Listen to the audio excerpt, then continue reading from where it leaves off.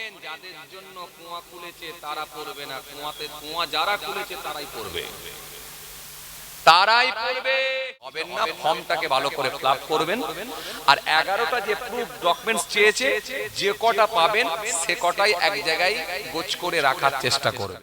আমরা gear change করব, ওরাই স্টার্ট করবে। সময় হয়ে এসেছে। নেই আধার কার্ড নেই, সে কোথা থেকে পাসপোর্ট দেখাবে, সে কোথা থেকে বার্থ সার্টিফিকেট দেখাবে, যার ভোটার কার্ড আধার কার্ড নেই?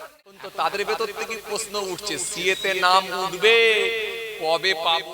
এসেছো নির্যাতনের শিকার হয়ে এসেছো, তাহলে তুমি আবার প্রুফ দেখাও।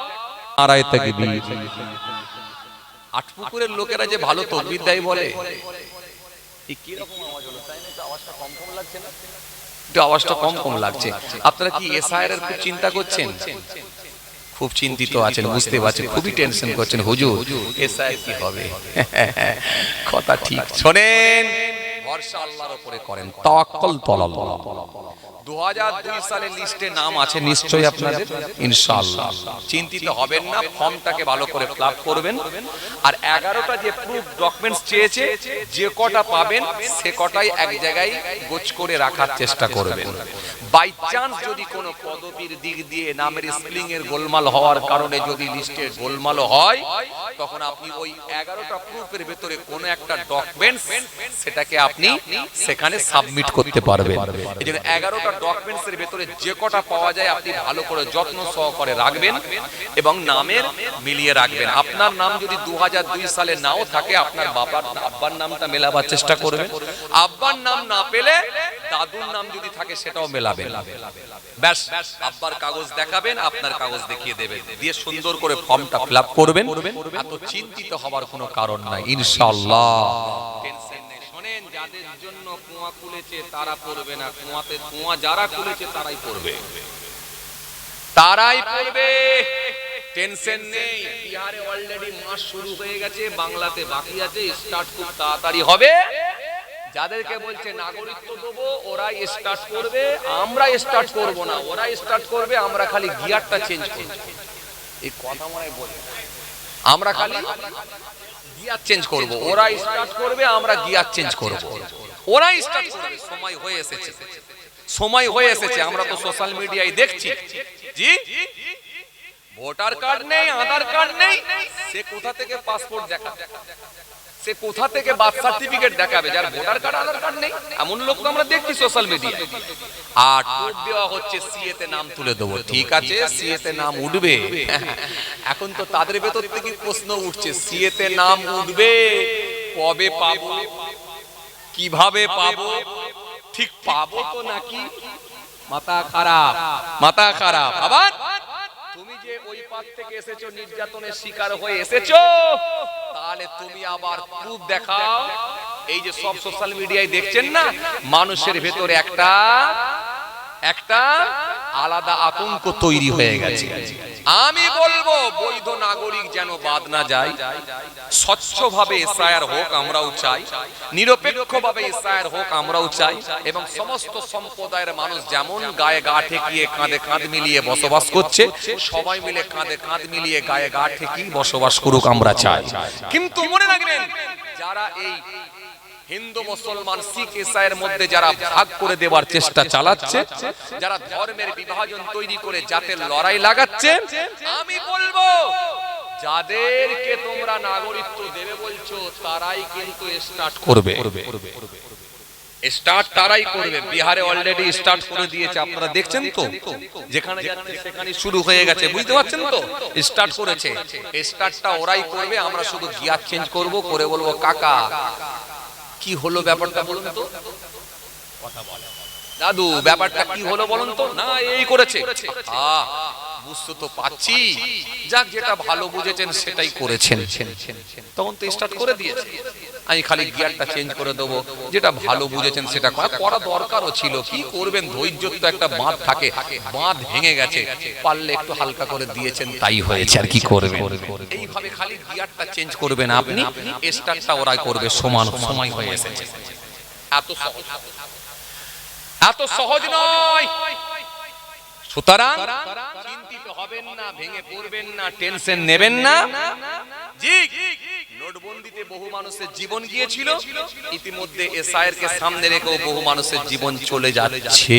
অলরেডি সুসাইড করছে মানুষ, আত্মহত্যার পথ বেছে নিচ্ছে। আপনারা দেখতে পাচ্ছেন সোশ্যাল মিডিয়ার মাধ্যমে।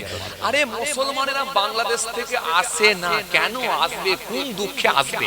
একে আমরাই জ্বলে পুড়ে ছারকার হয়ে যাচ্ছি, আবার ওরা কোন দুঃখে আসবে এখানে? ভাই, ওটা একটা ইসলামিক কান্ট্রি, ইসলামিক দেশ, সব রকমের সুযোগ সুবিধা আছে, তারা যথেষ্ট সুরক্ষিত, যথেষ্ট নিরাপদ। তারা কেন এখানে আসতে যাবে? একে আমরাই জ্বলে পুড়ে ছারকার হয়ে যাচ্ছি। আজ বলে গরু খেতে দেবো নি, কাল বলে মাদ্রাসা ভেঙে দেবো, পরশুদিন বলে মসজিদ ভেঙে দেবো, তারপরে বলে তালাক তুলে নেবো, তারপরে বলে ওয়াকআপ সম্পত্তি, ওয়াকআপের যা স্টেট আছে, ওয়াকআপের যা ল্যান্ড আছে, সম্পত্তি আছে, সবকে আমরা নিয়ে নেবো। এই যে আমরা জ্বলে পুড়ে হায়রান হয়ে যাচ্ছি, মিছিল মিটিং করে আমাদের জান বাঁচানো কঠিন হচ্ছে। তারা কোন দুঃখে এখানে আসবে ভাই? এজন্য বলছি তো, নিরপেক্ষভাবে এসআইআর হোক, দুধ কা দুধ পানি কা পানি, ক্লিয়ার হয়ে যাবে, চাপের কিছু নেই।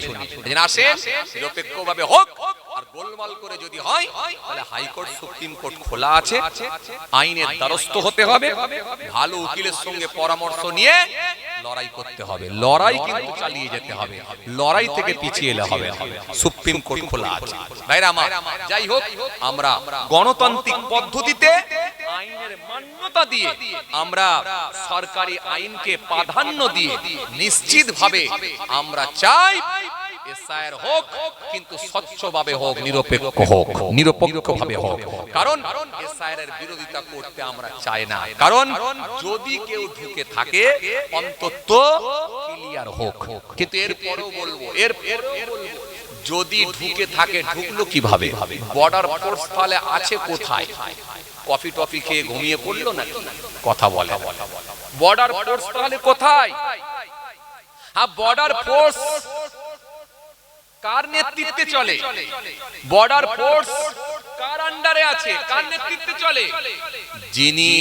যিনার নেতৃত্বে বর্ডার ফোর্স চলে, নিশ্চিতভাবে তাহলে তার ব্যর্থতা। তাহলে ঢুকবে কি করে? বাংলাদেশের সঙ্গে ভারতের যেখানে একটা সেনসিটিভ ব্যাপার, ডেঞ্জার ব্যাপার হয়ে দাঁড়িয়েছে, তো সুতরাং বাংলাদেশ থেকে লাখ লাখ লোক ঢুকে যাবে, বললি হয়ে যাবে। আরে যে নেতা তো চিল্লাচ্ছে, খালি বলছে কোটি কোটি মানুষ বেরোবে, কোটি কোটি মানুষ বেরোবে, সে নেতাই তো আমরা শুনতে পাচ্ছি, তিনি তো বলে দিচ্ছেন যে তিনার মাই তো বাংলাদেশ থেকে এসেছে, তো সে আবার কি বলবে?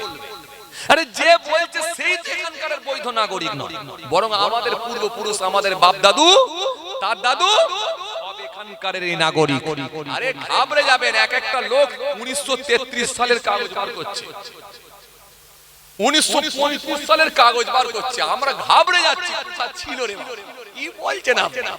হ্যাঁ, তৎকালীন সময়ের সঙ্গে আজকে নামের হয়তো পদবীর অমিল হতে পারে, স্পেলিং এর ভুল হতে পারে, কিন্তু কাগজ নেই এটা বলতে পারবেন না, কারণ কাগজ আমাদেরই আছে, আমরা যুগ যুগ ধরে এখানে থাকছি, আছি। চলেন, তারপরেও বলছি, আমরা সব সময় উদারতা দেখাই, আমরা সব সময় ভ্রাতৃত্ব দেখাই, ভালোবাসা দেখাই, সম্প্রীতি দেখাই। আমরা চাই ভারতবর্ষের হিন্দু, মুসলমান, শিখ, ইসাই কেউ যেন বাদ না যায়, সবাই মিলে এখানে যেভাবে বসবাস করছে, কাঁধে কাঁধ মিলিয়ে, গায়ে গা ঠেকিয়ে, কাঁধে কাঁধ মিলিয়ে, গায়ে গা ঠেকিয়ে বসবাস করুক। আসেন ভাইরা আমার, বন্ধুরা আমার, সাথী মহব্বতের ভাইরা, আমি রাজনীতির লোক নয়, খুব ভয় পেয়ে গেছিলেন বলে আপনাদেরকে একটু সান্ত্বনা দেওয়ার জন্য বললাম, আমি রাজনীতির লোক নয়। আসেন, খেয়াল করেন বাবাজি আমার ভাইরা, যে এই যে আপনারা অবাক হয়ে যাবেন, আমি এখন নিজেই কাগজ কিছু ঠিক করি, শুনছি কাল থেকে, মানে আজ থেকে শুরু হয়ে গেছে যে কাগজ ঠিক করতে হবে, কথা বুঝতে পারছেন না? যে সমস্যা, যে চলো কাগজপত্র তো আছে, দু একটা জেরক্স ফেরক্স করতে হবে, ওই ফর্ম টর্ম ফিল আপ করে জমা দিতে হবে, চলো বাবা দেখা যাক।